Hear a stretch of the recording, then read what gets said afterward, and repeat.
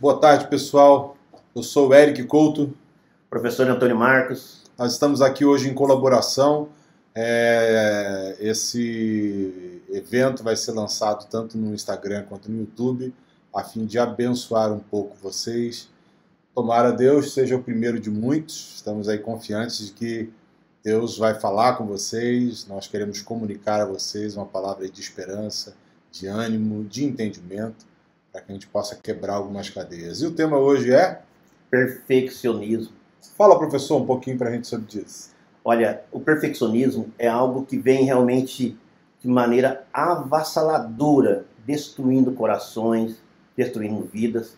O mais interessante é que ele é silencioso. Nós, hoje, na cultura no qual nós estamos, Eric, é interessante porque as pessoas veem o comportamento do perfeccionista como bom. Né? Ele faz as coisas perfeitas, ele quer as coisas alinhadas. Né? É produtiva, né? Produtiva. O profissional perfeccionista ele é ótimo para a empresa, hipoteticamente falando. Mas ele sofre, e sofre muito. Por quê? Porque ele tem, nós falamos da neurociência, ele tem um bichinho de estimação, que é a emoção da raiva. Ele se cobra muito, né? Porque não consegue. Às vezes está perfeito aquilo que está executando, mas para ele nunca está bom. Então ele se cobra, e essa raiva ela vai se tornando tão forte e que ele não, porque ele acredita que não está alcançando o que ele pensou em alcançar, isso vai se tornando uma angústia. Por que essa angústia? Por que essa raiva? Porque essa emoção faz com que a amígdala libere um excesso muito grande de cortisol e noradrenalina.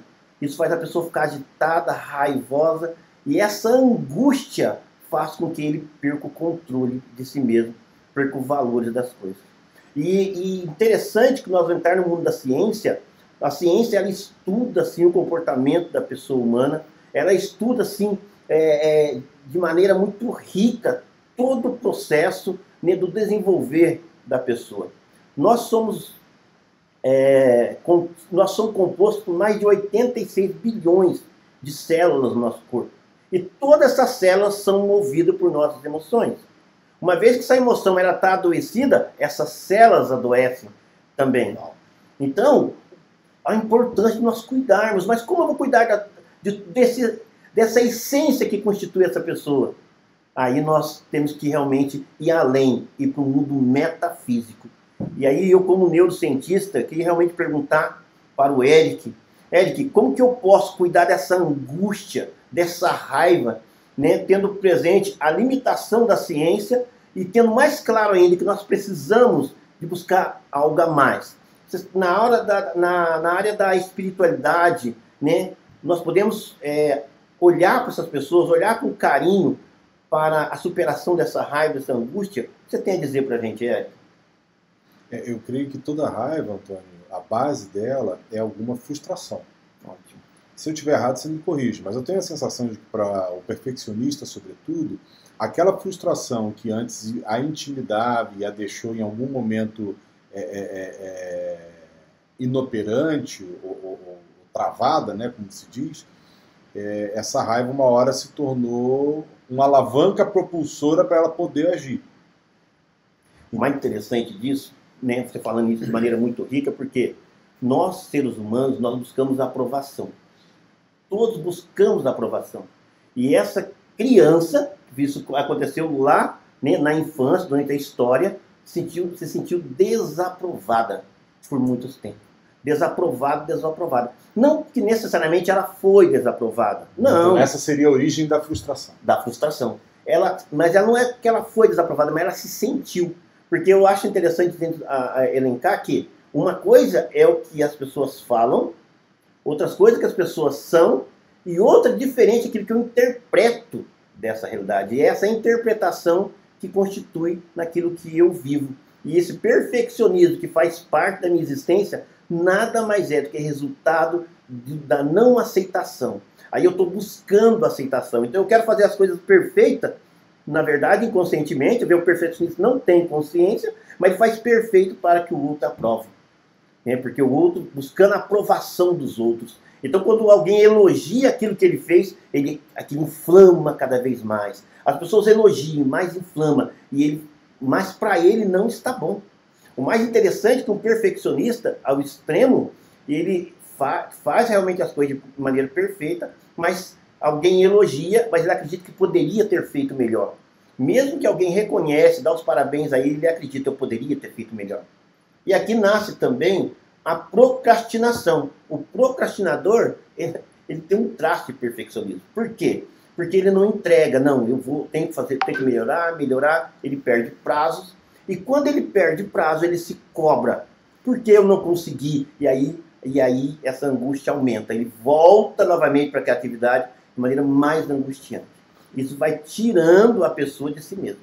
Então o eixo, a alavanca propulsora, o gatilho do perfeccionismo pode estar na aceitação. Autoaceitação. Ele quer ser aceito. Ele não se aceita e ele precisa da aprovação e aceitação do outro. Então seria plausível considerar que o perfeccionismo começa numa crise de falta de paternidade ou de não entender direito a paternidade. Exatamente, aí que está. Quer dizer, porque a primeira pessoa com que eu me relaciono aguardando validação, seja homem, mulher, quem for, é o pai. Quando eu não encontro isso no meu pai, eu gero uma frustração, o que alguns amigos chamam de ferida.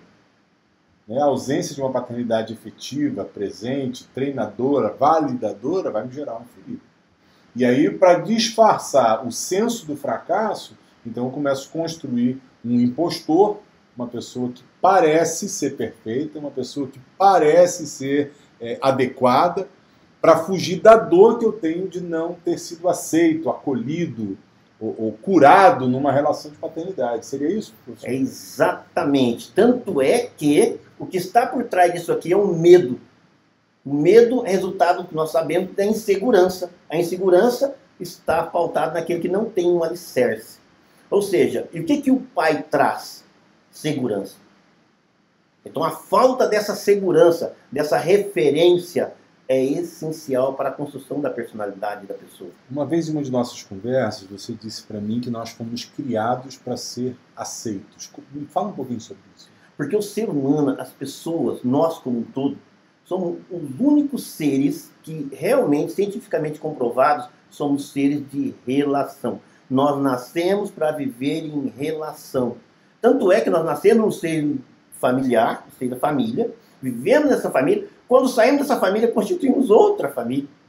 Então nós constantemente vivemos realmente em coletividade. Em coletividade, em comum união com algo. A angústia está quando esse coletivo está doente. Bom, e aí se eu tenho uma crise de validação lá atrás, eu crio então esse personagem. Logo eu dou à comunidade que eu pertenço, não a pessoa que eu sou de verdade, mas aquele impostor, aquela máscara, né? E isso é o perfeccionismo. Pode se expressar de outras formas, mas principalmente como perfeccionismo. Eu tento aparentar que sou uma coisa. Como é que... eu fico imaginando a dor, o desespero que acontece quando é exposto quem eu sou de verdade. Isso é interessante, muito interessante. É por isso que eu acho fundamental nós entendermos, né, quando falamos realmente de personalidade como um todo, entender de pessoas. Né? Ter esse contexto antropológico e teológico. Por quê? Porque se essa pessoa ela está buscando validação, é porque ela tem um vazio, ela esconde algo, existe uma janela que ela realmente criou uma fantasia, vive aquela máscara, e uma vez, se eu não souber tirar essa máscara dela, eu posso levar essa pessoa ao suicídio. É o que acontece muito. Porque eu estou vendo essa máscara, eu acredito que todos estão, né, me aprovando. Então essa máscara tem que ser tirada com muito cuidado, com sabedoria. E aí que nós olhamos a limitação, né, do conhecimento em si. É necessário ter algo a mais de conhecimento empírico para poder acessar o coração dessa pessoa e fazer com que ela se aceite. Porque o que existe aqui é a falta de aceitação. Se ela não se aceita, ela descobrir que alguém, né, descobriu que ela não é aquilo que aparenta ser, aí sim ela pode se isolar e pode sim buscar o suicídio.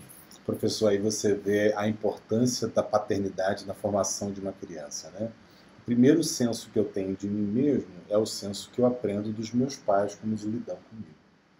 Um pai que me exige mais do que eu possa dar, ou que não reconheça os dons, as habilidades que eu tenho, ou que simplesmente não está ali, ele vai gerar em mim um senso pervertido ou subvertido do valor que eu efetivamente tenho.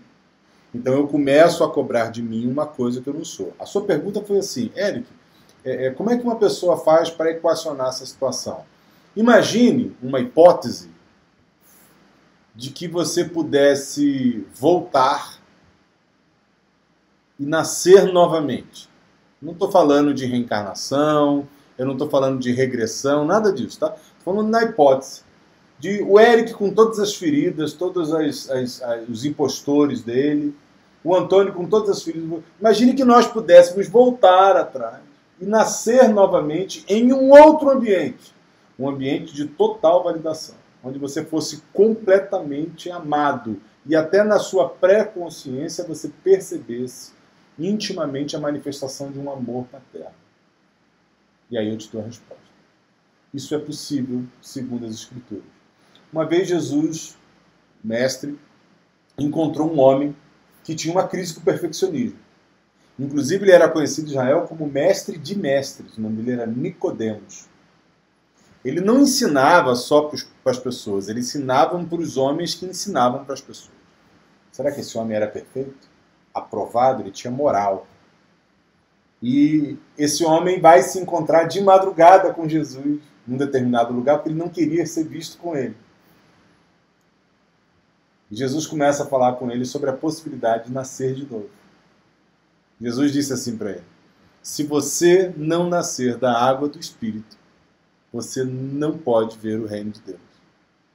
E aí Nicodemos responde: Senhor, mas como eu poderia nascer sendo já velho? Voltaria eu ao ventre de minha mãe? Ele está levantando exatamente a questão que nós falamos aqui.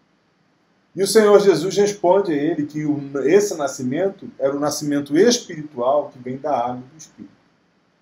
Toda pessoa que efetivamente nasceu de novo, não quer dizer que ele entrou para a religião cristã, que ele agora é evangélico, ou que ele agora é cristão. Quer dizer que ele experimentou esse novo nascimento a partir da água, que é aí também tipificado pela palavra de Deus, e pelo Espírito. Jesus define que o Espírito acontece assim, ó. O vento ninguém vê, ninguém sabe de onde vem nem para onde vai, mas todos ouvem a sua voz. E todo aquele que é nascido do Espírito é assim.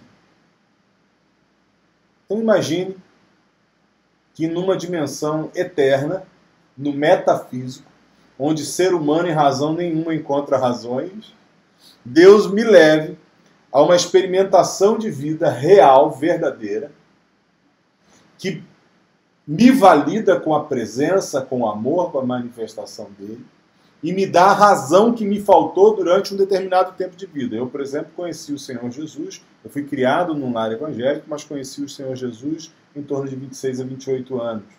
Então, até aquele momento, todo o bem que eu tinha recebido da minha família, todo o ensino bom, não foi suficiente para produzir em mim coisas boas. Mas no momento que eu encontrei o Senhor e que Ele me dá a oportunidade do novo nascimento, toda a validação, todo o suprimento da minha alma, no meu próprio espírito, agora era dado nele.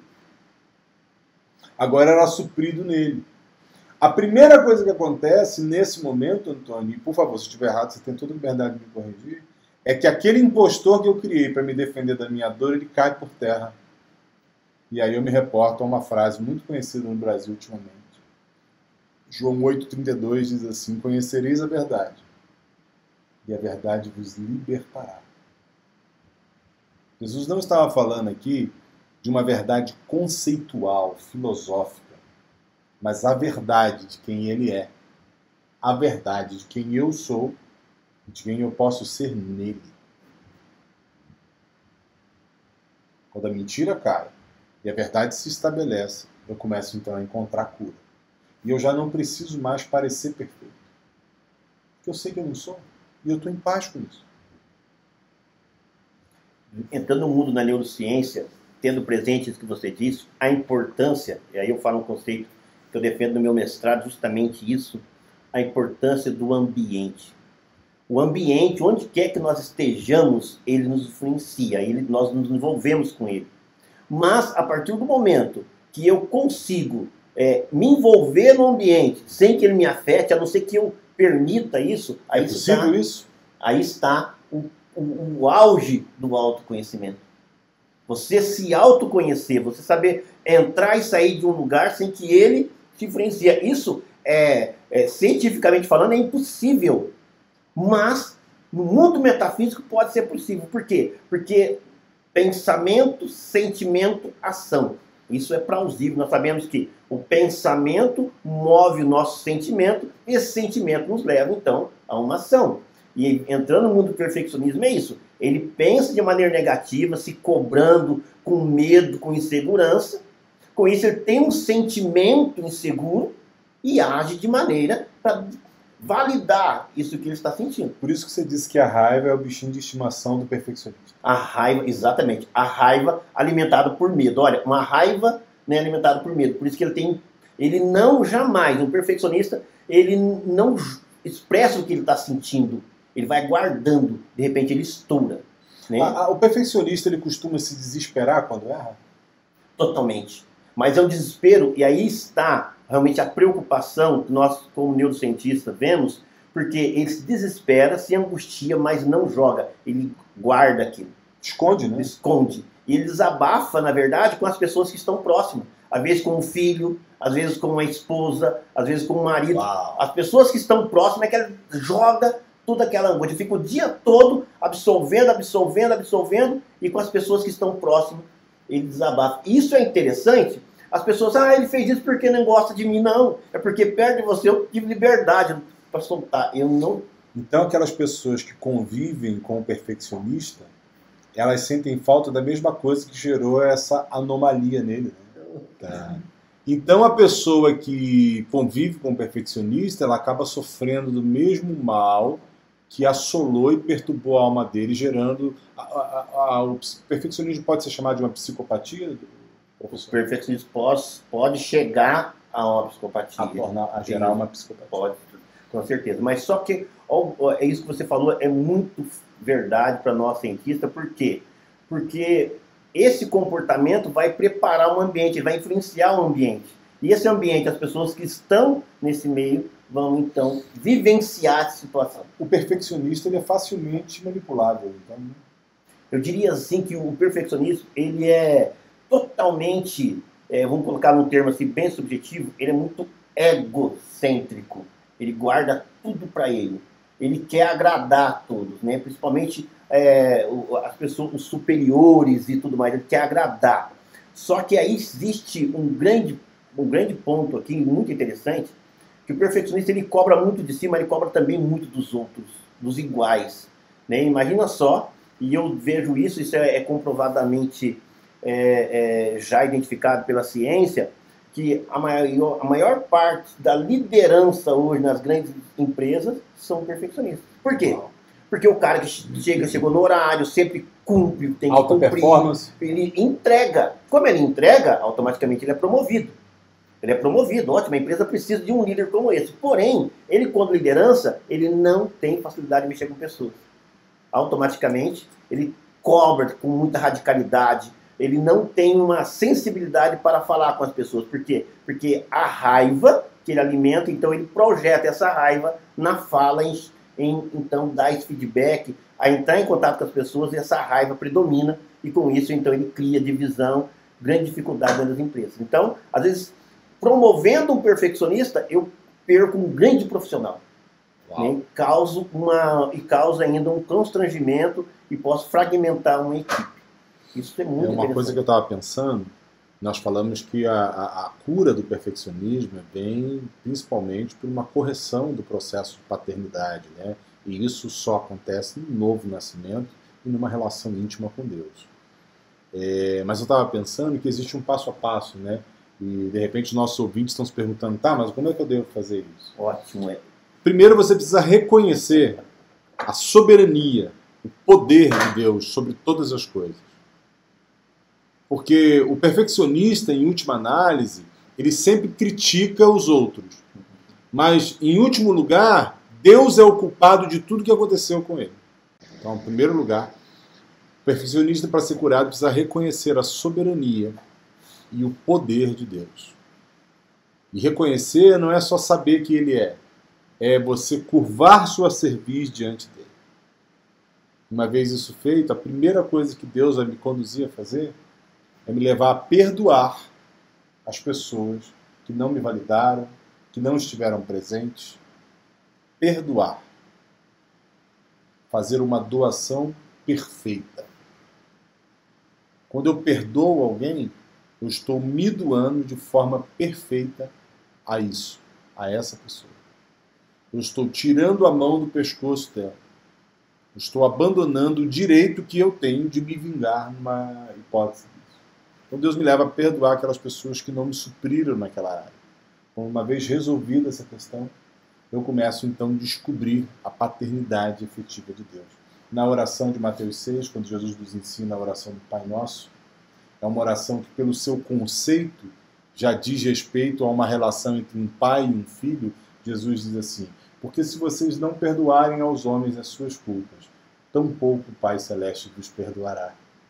Então, o recebimento do perdão e a quebra desse ciclo de autodestruição e destruição alheia do perfeccionismo começa com perdão, com uma entrega a Deus, com um perdão e com uma prática de vida de contentamento. Seria a terceira coisa que eu diria. Por que contentamento? O perfeccionismo ele fica tão acostumado, tão viciado em andar com base na raiva, que ele não pode se permitir estar contente. Então ele está sempre cobrando de si mesmo e das pessoas. A prática, o contentamento, é uma disciplina espiritual. Então, quando eu me estou contente com a situação, naturalmente eu encontro um lugar de serenidade, de tranquilidade. Então, esse seria o terceiro passo, da libertação disso. O curioso é que eu citei João 8,32, né, de que conhecereis a verdade e ela vos libertará. Se eu não me engano, no versículo 36, um pouquinho à frente, Jesus dá um outro nível de libertação. Ele fala: se o Filho vos libertar, verdadeiramente sereis livres. Então, olha que interessante. Em primeiro nível, você conhece a verdade e ela te liberta. Você percebe que você está sendo exagerado nas suas exigências com respeito aos outros. E, em última análise, é porque você quer esconder as suas fraquezas pessoais e lidar com a verdade. Eu penso, Antônio, que quanto mais eu mantenho zonas escondidas na minha vida, mais eu fortaleço esse problema que pode até se tornar uma psicopatia. Daí a necessidade de experimentar a verdade. Mas, num segundo momento, o Senhor Jesus leva a gente para conhecer um novo nível de libertação. O nível onde eu sou verdadeiramente, completamente, absolutamente livre. E isso vem por conhecer o Filho. Curiosamente, o Filho que ele se referia era ele mesmo. Um pouco mais à frente, ele diz assim: eu sou o caminho, a verdade e a vida. Isso é muito interessante colocar tudo isso, Érico, porque quando nós entramos no mundo da ciência, olhando o perfeccionista, principalmente aquele que realmente está com um comportamento já elevado, né, nós falamos assim, já num ponto radical, ele realmente tem muito medo, como nós falamos, se sente inseguro, fraco, isolado. E aí a importância de, isso no olhar da ciência, de ter alguém, né, que o abrace. Ele precisa confiar em alguém, porém ele não confia nem nele mesmo, ele não tem confiança em si. Então, quando você colocou lá o nascer de novo, esse nascer de novo nada mais é perfeccionista do que realmente deixar tudo aquilo que ele trouxe até então. E deixar o quê? Justamente essas emoções, da raiva, do medo, da angústia. Ressignificar, né? Ressignificar. Porém, para que eu faça isso, eu tenho que ter um amigo. O perfeccionista, para que ele possa superar isso, ele precisa ter alguém. E dificilmente... eu não consigo, então, num processo simplesmente corporativo, terapêutico, fazer isso sozinho? Sozinho, impossível. Eu preciso ter alguém. Esse alguém tem que ser aquela pessoa que tenha, então, consiga a liberdade de tirar essa máscara, né, e eu possa ser olhado. Pode tirar essa máscara e eu posso deixar ele tirar. Imagina só, uma visão hipotética, alguém que está, então, com um véu e você tira, essa pessoa fica trêmula, né, com medo. Vai, calma, calma, ela vai se acalmando. E aí ela vai confiar nessa pessoa. Né? E aí nós vemos justamente assim, esse mundo da espiritualidade, do metafísico, e para a neurociência já está bem claro o poder da oração para que isso aconteça, né? Porque só de nós juntarmos a mão, o nosso córtex pré-frontal abre, ele está fechado, ele relaxa. Só de fazermos isso. Se dobrarmos o joelho, o nosso hipocampo, que está inchado, acalma. Isso é muito interessante, só apenas esse gesto, né? Nós, a partir de olhando, né, com ressonância magnética, você colocar a ressonância justamente nessa pessoa, na cabeça da pessoa, e ela fizer esse gesto, você vê a aproximação só com isso. E quando ela abre, então, e começa a falar, desabafar e chorar, aí vai, então, toda aquela tensão, porque todo esse medo, essa raiva traz uma tensão, vai trazendo, então, relaxando, vendo que a pessoa vai se soltando e se entregando. Mas seria, imagine assim a visão hipotética, é mesmo alguém com muito medo e muito vergonhoso, muito acanhado, sabe? E aí vai se entregando, e se entregando, esse processo de autoaceitação. E nós falamos aqui a partir da ciência que medicamentos, né, atividades empíricas como um todo, ela dificilmente pode sim, né, contribuir muito com o relaxar e tudo, mas para superar, né, essa angústia, né, essa insegurança, nada mais do que algo que a leve a olhar para ela mesma. Porque o que está aqui, na verdade, esse vazio. E olhar para si mesmo a partir de uma outra perspectiva, né? Porque eu penso, se eu estiver errado, por favor, me ajude. Mas o principal problema do perfeccionista é que ele se vê totalmente desqualificado e reprovado. Então, quando ele começa a se relacionar com Deus, ele descobre uma pessoa que olha para ele com um olhar de amor, sem crítica, sem reprovação. Exatamente. Essa é a ressignificação. Olhar para ele com o olhar dessa pessoa que ele conquistou. Com essa pessoa. Ele olhando para ele só, jamais, por quê? Porque ele não se aceita. Não tem ferramenta, não tem nenhum, ele não se aceita, ele tem, né, tá vazio. Mas com olhar para si com o olhar daquele que ele encontrou, desse amigo. E aí a grande pergunta que eu, como neurocientista, faço para você aqui: como conquistar esse amigo? Né? No mundo teológico, no mundo que você, né, conhece muito bem da teologia, como conquistar e fazer ser amigo de Deus? Fazer com que esse Deus seja meu amigo, para que eu possa, então, me aproximar de mim mesmo. Vamos lá. Primeiro, tem alguns princípios, né? A vida com Deus, ela tem princípios, ela não tem regras. E princípio, qual é a diferença de princípio e regra? A regra é assim: não pise na grama. O princípio, por exemplo, é a gravidade. Você não pode não concordar com a gravidade, você pode achar que ela não é de verdade, você pode questionar a gravidade, mas se você pular de cima de um prédio, você vai cair. Então, esse é o princípio. A vida com Deus, ela tem princípios. O primeiro princípio da vida com Deus é você considerar a verdade de que todos os homens, inclusive eu e você, pecamos e não temos a mínima possibilidade de nos relacionarmos com Deus. Eric, mas eu sou uma boa pessoa. Eu tenho certeza de que em algum momento da sua história, ainda que sem querer, você fez o mal a alguém. Porque não existe ser humano que não tenha feito. Não existe iluminado nessa terra que jamais tenha feito mal ou desejado mal. Todos nós fizemos isso. E por isso todos nós estamos privados de uma amizade com Deus. Essa é a condição de todo ser humano. Aí você pode pensar assim: meu Deus do céu, vocês estão dizendo que a única chance de eu ficar curado é se eu desenvolver um relacionamento com Deus, e você começa dizendo que eu tenho que entender que eu não vou conseguir? Exatamente. E foi exatamente por causa dessa impossibilidade trazida pela independência, pelo rompimento da relação que o homem tinha com Deus, que Jesus Cristo foi enviado. E dizer que ele foi enviado é pouco. Você precisa entender que o próprio Deus, querendo reatar a amizade, ele se fez Cristo Jesus. A palavra de Deus diz que não fomos nós que o escolhemos. Não sou eu que escolho ser amigo de Deus. Eu só posso ser escolhido por ele. Ele se fez homem para reatar essa relação. E a Bíblia diz ainda que depois de se fazer homem, que eu olhei para ele e reconheci que ele era um homem igual a mim, ele ainda se humilhou e se fez menor do que eu. Enquanto o ser humano não crer nisso, é impossível a amizade com esse Pai perfeito.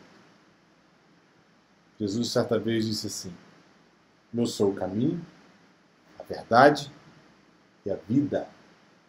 Ninguém vem ao Pai se não for por mim. Se você não crê em Cristo Jesus como o único mediador capaz de abrir o caminho de volta à restauração dessa amizade, jamais você experimentará qualquer tipo de liberdade. Você pode fazer uma terapia, você pode investir pesado em cursos, em motivações, mas no final das contas você vai dar um círculo tão grande para descobrir que você só usou a mesma raiva para tentar fazer uma mudança. Então você operou a mudança exterior, o seu estereótipo foi alterado, mas dentro ainda é a mesma raiva que te leva a ter, em vez de gordinho, ser um cara esbelto. Em vez de desarrumado, ser uma pessoa arrumadinha. Em vez de um profissional relaxado, ser um profissional zeloso. É a mesma raiva contra si mesmo, é o mesmo sistema de autodestruição funcionando. O único lugar que o homem pode ser livre disso é na restauração da sua relação com Deus. E aí eu tenho uma notícia para te dar. Isso não depende em nada de você. Isso foi feito por Cristo Jesus. A Bíblia diz que se você crer nele hoje, e se você for batizado, se você nascer de novo, você então pode experimentar dessa relação. Pode experimentar o que é ter um pai amoroso que não te olha com nenhuma vírgula de crítica, de dúvida ou de reprovação, mas que agora traz você para perto e te ensina a ser como ele é, porque esse é o prazer de qualquer pai. Diante dessa reflexão, me vem justamente a concepção do ser humano, né? Nós sabemos que todos nós temos uma personalidade. Para a neurociência, personalidade e ego é uma coisa só. Bom, personalidade e ego é uma coisa só. E como se constituiu essa personalidade? Desde a vida uterina, lá no ventre da mãe, né? Então, tudo que a mãe sentiu, que a mãe passou, tudo que a mãe presenciou, essa criança interpretou. Ela interpretou e quando ela nasce, ela já nasce com a personalidade, tendo esse pré-conhecimento de um mundo.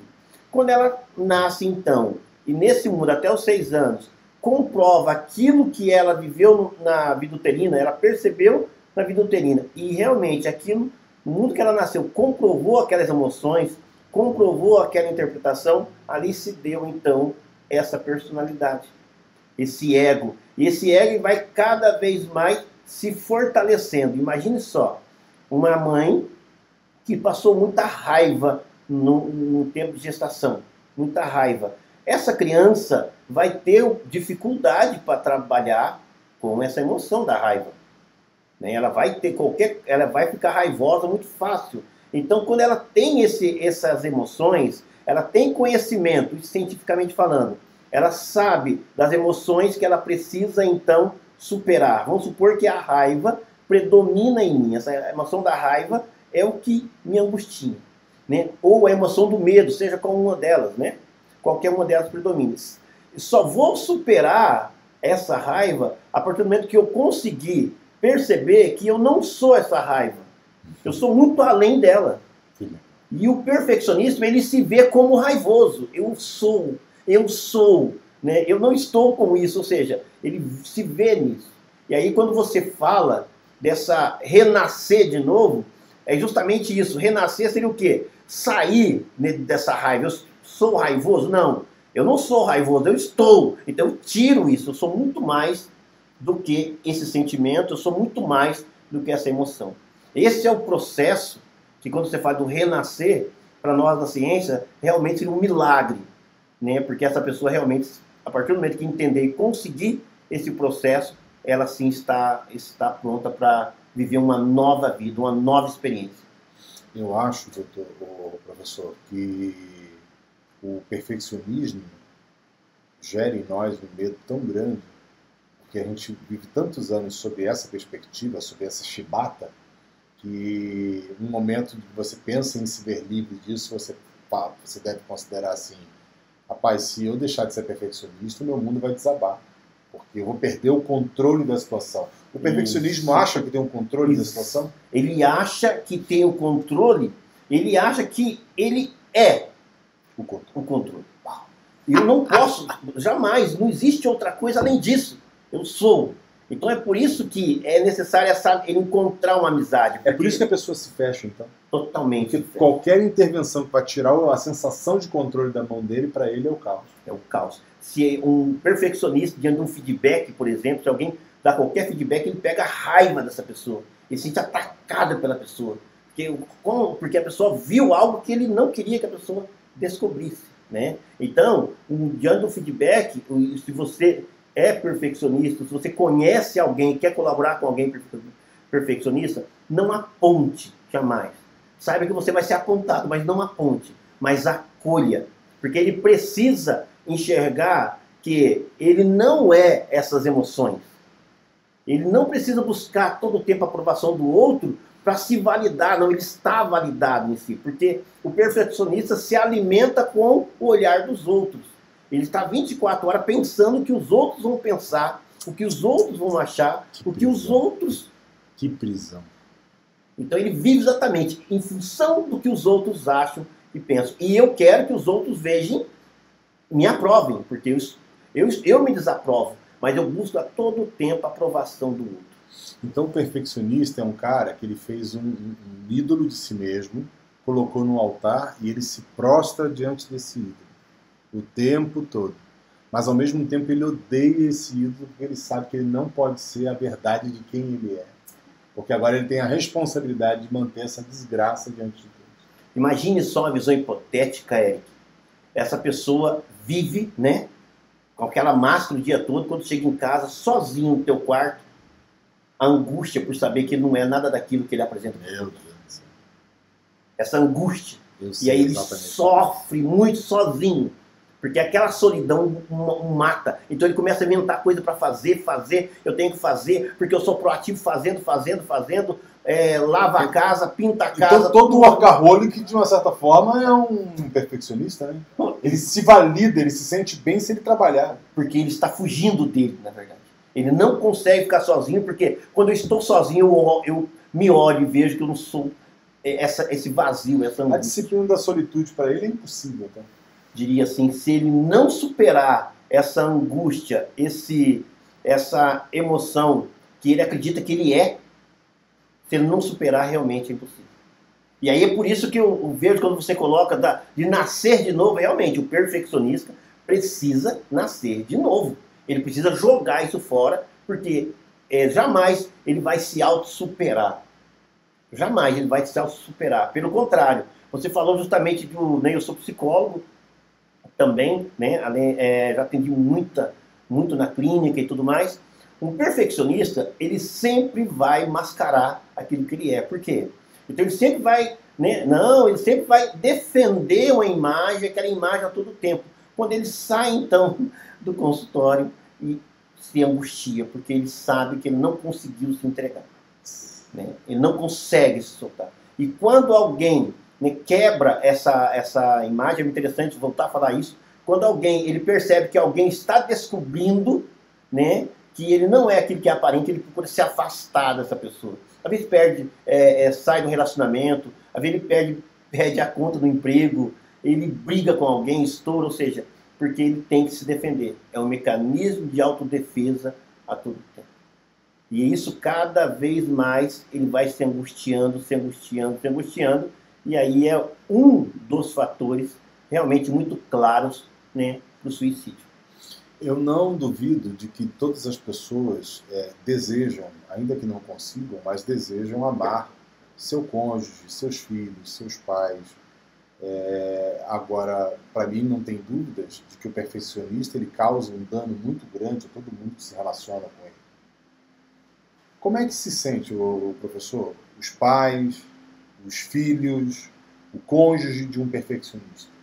Primeiro sentimento que vem é que o perfeccionista ele não tem, né, sentimento pela gente. Eu estou vendo o perfeccionista, dá a impressão que o perfeccionista está em outro mundo. Dá a impressão que ele está querendo ir embora a todo momento. Dá a impressão que ele não está em casa. Imagina um ambiente familiar, é aquele que está, né, com o corpo, mas você percebe que ele está sempre distante. Sempre distante, sempre distante. Isso é muito claro, e as pessoas que convivem com isso percebem. Mas você faz de tudo pelo filho, faz de tudo pelo marido, mas você percebe que é uma pessoa que está, né, de corpo presente, mas nunca, né, jamais se entrega totalmente à amizade, à relação, não vive verdadeira comunhão naquela vida. Ele gera então um ambiente de total insegurança. O medo, a insegurança, exatamente, ele traz esse mesmo medo, essa insegurança que está nele, ele então faz com que o ambiente que ele esteja fique contaminado por isso. Teve um evento de Jesus que ele reúne com os 12 alunos dele, os 12 discípulos, e eles iam se preparar um jantar para um evento chamado Páscoa naquela época. Nesse jantar, chegaram e ele era o mestre, ele era a pessoa de maior escalão, digamos assim, ali dentro. Ele então se despe da túnica dele, pega uma toalha, uma bacia, e ele assume o lugar de um costume que havia na época. Na época de Jesus, naquela região, as pessoas andavam com chinelos, né, com sandálias, e muita poeira, muito suor. Então o pé era realmente uma coisa deplorável. E no Oriente Médio, nessa época, se comia muito próximo dos pés, né? Não tinha mesas altas assim. Você se sentava no chão e se comia e os pés estavam próximos. Então, tinha um escravo nas casas que geralmente era o menos qualificado, o menos apto, e era a função desse escravo chegar, então, despido, com toalha e água, e lavar os pés das pessoas. Nessa noite, nesse jantar especial da Páscoa, de uma comemoração judaica, o Senhor Jesus se antecipa a todos os outros, nos dá indícios pelo contexto anterior de que eles estavam discutindo entre eles quem era mais importante e melhor ali, e Jesus então se despe de sua túnica, pega uma toalha e a bacia e começa a lavar os pés de um por um dele, como se fosse o menor escravo. Nesse momento, o mais impetuoso deles pula e fala assim: não, Senhor, você não pode lavar meus pés. E Jesus diz a ele assim: se eu não puder lavar os seus pés, você não tem parte comigo. Aí, muito sanguíneo, muito impulsivo, não, então me lava todo. Ele falou: não preciso lavar todo, eu já tenho lavado você pela palavra, eu só preciso lavar os seus pés. E eu fiquei pensando, enquanto você falava, que alguém que quer vencer o perfeccionismo pode exercitar, após o novo nascimento, a disciplina de ser servo dos outros, servir as pessoas, sem esperar nada em troca, nem reconhecimento, sequer um obrigado. Porque se eu faço qualquer coisa esperando que o Antônio me reconheça ou me agradeça, eu recebi a minha remuneração. Mas se eu quero algo que tem impacto eterno, eu preciso não esperar receber nada nessa terra. Faz sentido? E não impede que você faça perfeito, né? Eu faço perfeito sem independente do que os outros vai pensar, dizer ou não. Mas o mais interessante disso tudo, que é bom elencar aqui, todos nós, todo ser humano tem uns traços de perfeccionismo. Nós temos. Né? E tem o seu lado que é bom. O problema é que está o extremo disso. Né? A extremidade é que leva a pessoa, então, a se anular. Então é muito interessante, todos nós podemos sim, né, desenvolver, fortalecer essa angústia, essa emoção e fazer com que nós nos afastamos dos outros. Então essa atitude, né, e eu falando isso aqui agora realmente como neurocientista, de lavar os pés do outro, não precisa nem ter um cunho espiritual, só de você fazer isso vai transformar, porque isso realmente vai contra todo o comportamento que alimenta essa emoção do perfeccionismo. É impressionante nós percebermos como funciona o nosso cérebro. E mais interessante ainda, que o nosso corpo como um todo, ele responde sobre tudo isso. Parece que quando a Bíblia foi escrita, a neurociência já era muito famosa, né? É impressionante quando você vai estudando, parece que tudo já tinha passado por ali. Parece que tudo que você vai estudando está lá, então, de uma forma ou de outra, apresentado em vários textos. Toda a verdadeira ciência confirma a palavra de Deus, né? E é interessante porque nós vemos hoje nesse mundo empírico, nós falamos que nós estamos na hipermodernidade, né? né? A modernidade já foi muito tempo sair por modernidade, onde tudo é descartável. Nós partimos do princípio que o ser humano, né, isso a neurociência estuda de uma maneira muito profunda, nós somos divididos em 3 partes. Né? O ser humano, ele é emocional, espiritual e físico. Então aquele negócio de racional, porque racional, isso é um comportamento que nos leva a fortalecer muito, né, esse comportamento perfeccionista. Então se eu acho que eu sou muito racional, pode ser nada mais do que uma fuga daquilo que eu realmente sou. Eu fico tentando resolver as coisas racionalmente falando, na verdade tentando esconder a essência que me constitui. Olha o impostor aí. Aí está. Porque nós não somos racionais, nós somos emocionais e espiritual. Então, o que nós temos que fazer? O que é a razão para a neurociência? A razão é apenas uma ferramenta que as pessoas têm mais desenvolvida, outro menos desenvolvida. É uma ferramenta para controlar as nossas emoções e desenvolver uma espiritualidade. Professor, você já percebeu que algumas pessoas se orgulham de se dizer não emocionais? Aí está um grande ponto. Não tem como não ser emocional. Só está se enganando para se sentir melhor, né? É uma fuga de si mesmo. Eu sou racional. Não. Você está tentando anular a tua identidade. E se me permita, não anule você. Não se anule, pelo contrário, se abrace, se acolha, se ame. Porque eu vou te dar um recado, uma notícia, eu não sei se você já teve a isso, mas onde quer que você vá, você vai estar com você. Uau. Como que você vai esconder de você? Não esconda de você mesmo, porque até nos momentos mais íntimos, ali você vai estar com você. Então, não tem como você esconder de você. Então aceite, se abrace e saiba que você vai além dessas emoções, desses sentimentos que está tirando a tua identidade. Eu não diria que você deve se amar. Tem uma mentira que roda por aí, né? Você tem que se amar primeiro para depois amar os outros. Eu não diria isso. É ao contrário. Conheça o amor de Deus por você. Baseie sua vida nisso. E com base em como e quanto Ele te ama, ame as pessoas. Porque amar a mim mesmo e amar o meu irmão são grandezas inversamente proporcionais. A palavra amor, ela quer dizer doação, perda. Quando eu amo meu irmão, eu perco a minha vida, o que é importante, o que é prioridade para mim, em favor dele. Então não existe como eu me amar e amar o meu irmão ao mesmo tempo.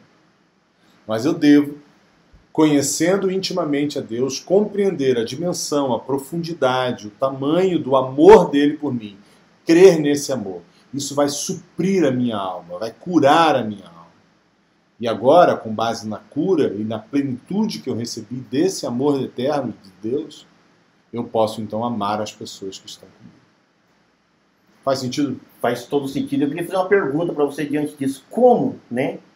Às vezes tem alguém que realmente está com essa pergunta também. Como buscar, então, esse amor? Como eu posso encontrar esse amor? Eu saio daqui agora, eu vou atrás desse amor. Como eu vou conquistar essa forma desse verdadeiro amor que vai me ajudar a superar esse ego que está tão inflamado, tão machucado? Não, mano, Deus poderia ter nos dado uma fórmula mística para encontrar Ele. Igual a humanidade vem buscando há milênios através de uma relação mística com ídolos, com animais, com natureza, essa essência. Mas não foi assim que Deus nos deu. Deus decidiu manifestar a plenitude do seu amor e a perfeição da sua vida numa vida simples, comunitária.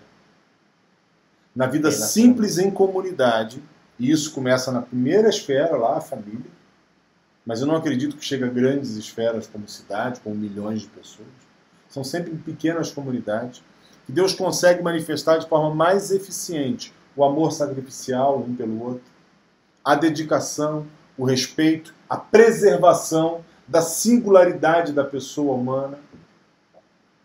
Por que, Eric, que Deus precisa disso? É muito simples. Amor não é algo que é tomado de alguém. O amor só é amor se ele for oferecido voluntariamente. E a única chance do Eric oferecer voluntariamente o amor é se a singularidade pessoal dele for preservada, a liberdade dele for preservada, a responsabilidade dele for totalmente preservada. E nessa comunidade, onde eu me relaciono e dou a minha vida em favor do meu próximo, eu começo a então perceber a prática exata do amor. Então, num primeiro momento, é pela fé, pela metafísica, pela realização daquilo que os olhos não veem, eu creio em Deus e começo a crer nesse amor, a ter revelação, a ter entendimento, a ter compreensão do amor de Deus. Mas no momento seguinte, em pequenas comunidades, eu começo a me doar e receber doação. Eu começo a me dar e receber. Eu começo a me oferecer e ver as pessoas se oferecendo por mim. Mas, segundo Jesus, o melhor não é quando eu recebo a oferta. Não é quando eu recebo a doação. Mas é quando eu me dou. Porque é exatamente como me dou que Deus reparte comigo o seu senso do que é ser eterno. E o senso do que é, no conceito dele, ser humano de verdade. Ser homem, segundo os critérios judeus, não é ser humanista. É ser divino na minha relação com o meu próximo.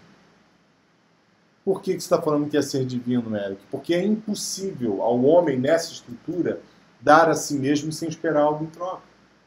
É utópico. A única chance disso acontecer é se o espírito daquele que vive eternamente vier agora habitar dentro de mim e promover essa entrega, esse amor.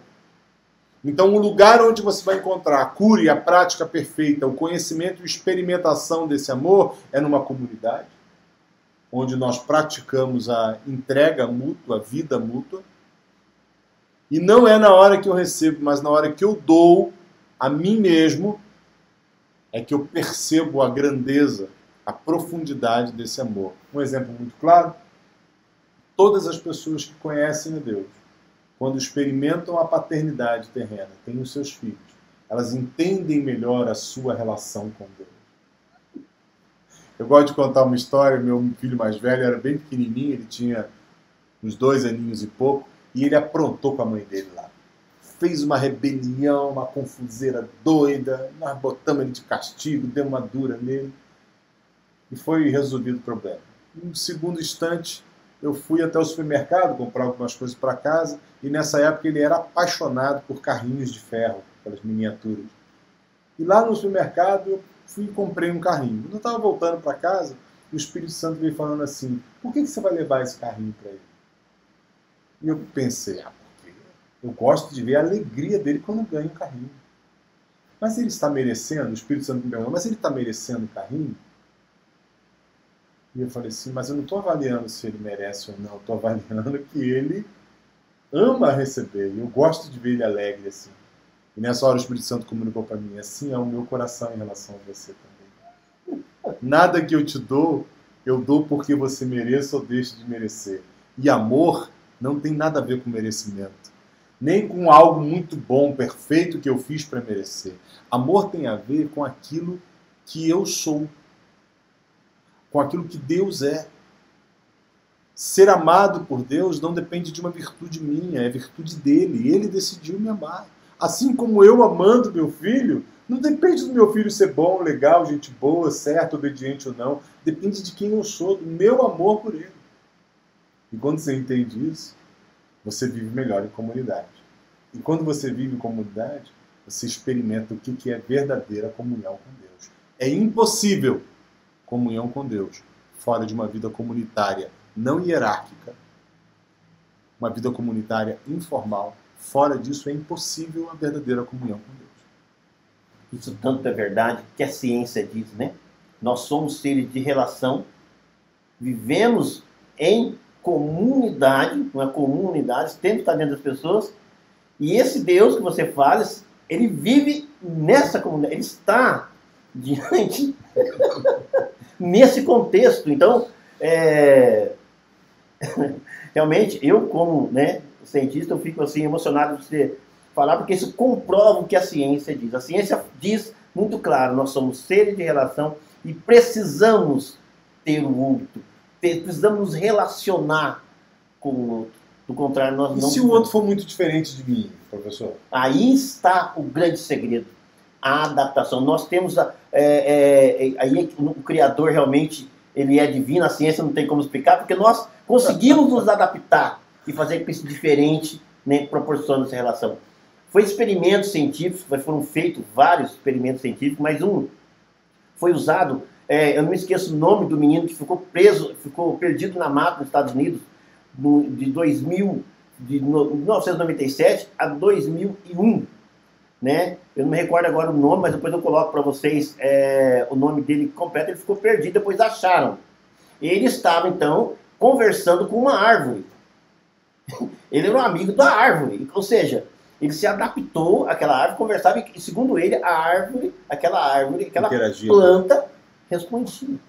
Ou seja, se eu consigo me relacionar com uma planta, não tem como não me relacionar com o outro. Então, aí está a grandiosidade nós somos realmente, nos inteiramos, né? Nós somos ser de relação, nós precisamos nos relacionar. E eu diria assim, por mais diferente com o outro que o outro esteja, se realmente estiver aberto a me relacionar, eu diria que aqui está o caminho para a minha saúde mental, saúde emocional, e aí, como você bem diz, né, para a salvação como um todo. E até intelectualmente, né? A pessoa que vive com a diversidade, com os diferentes, ele experimenta um desenvolvimento intelectual muito mais proeminente.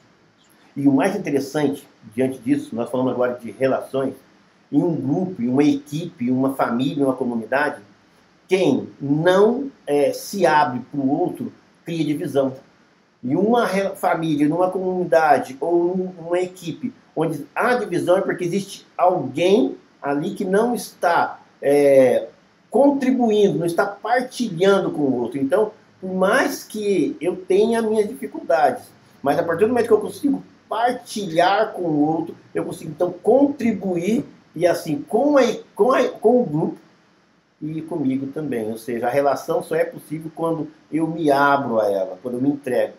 E aí o grande ponto, superar essa barreira, essa máscara que nós colocamos, né, e nos impede então a estar nos entregando e falando, nos aceitando. Porque, na verdade, não é entregar ao outro, é me aceitar, essa autoaceitação.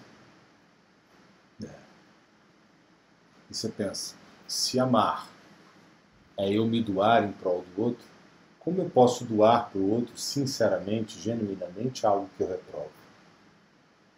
E aí está a grande limitação. Nós jogamos dos tais, né, racionalistas, que se acham que decidem as coisas. E aí está o grande segredo. O relacionamento não está naquilo que eu decido, mas está naquilo que acontece. Né? O verdadeiro relacionamento ele se dá naquilo que se dá de maneira contínua, de maneira que não está definido. A partir do momento que eu começo a definir, pensar um relacionamento, eu já engessei, não dei liberdade para que realmente seja saudável. E você não acha que isso afeta a questão da intencionalidade? Totalmente. Ser intencional atrapalha a relação? Totalmente. Né? Eu acho que o ser se relaciona de maneira, eu digo assim, a relação ela se fortalece a partir do momento que eu deixo as intenções, os interesses e as vontades de lado. Ela tem que acontecer de maneira natural. A naturalidade é que traz vida. Isso em todo sentido, de maneira natural. A partir do momento que eu começo a determinar, pensar, direcionar, eu estou tirando, então, a natureza, o fluxo normal. E aí nós aprendemos muito, né? Eu vim da roça, do sítio, meu pai ainda mora no sítio, eu amo isso, e você vê o que a natureza nos ensina. Tudo que é natural, é vivo, é saudável, realmente é o que nós precisamos entender como seres humanos, como pessoa, como tudo, né? E a natureza, ela é a criação, né? Eu vejo assim, como nós falamos, voltando agora para o mundo mais metafísico, no mundo teológico, eu acho que a natureza, ela está ali para nos ensinar realmente a entender a grandiosidade do Criador. Professor, como é que você gostaria de concluir uma mensagem aí para os nossos ouvintes sobre o perfeccionismo e a forma de lutar contra esse mal do nosso século? Eu gostaria de, primeiramente, agradecer por esse convite, por estar aqui, mas deixar uma mensagem no teu coração. Ser humano como todo, nós, né, como pessoas, lembre de uma coisa, nós não vivemos das coisas, mas do sentido delas. Qual o sentido que está conduzindo, interpretando a tua vida? Então, grave isso. Nós não vivemos das coisas, mas do sentido delas. Qual sentido você está dando para a tua vida? Queremos que essa palavra, essa conversa, esse bate-papo entre amigos aqui abençoe você. Entre em contato conosco, nós vamos estar em colaboração aqui em ambos os canais, Instagram e YouTube, vai ter tanto o meu canal quanto o canal do professor. Entre em contato conosco, mande uma mensagem, que Deus abençoe você e você siga feliz e próspero naquilo que Deus tem para você. Um grande abraço. Obrigado, até mais.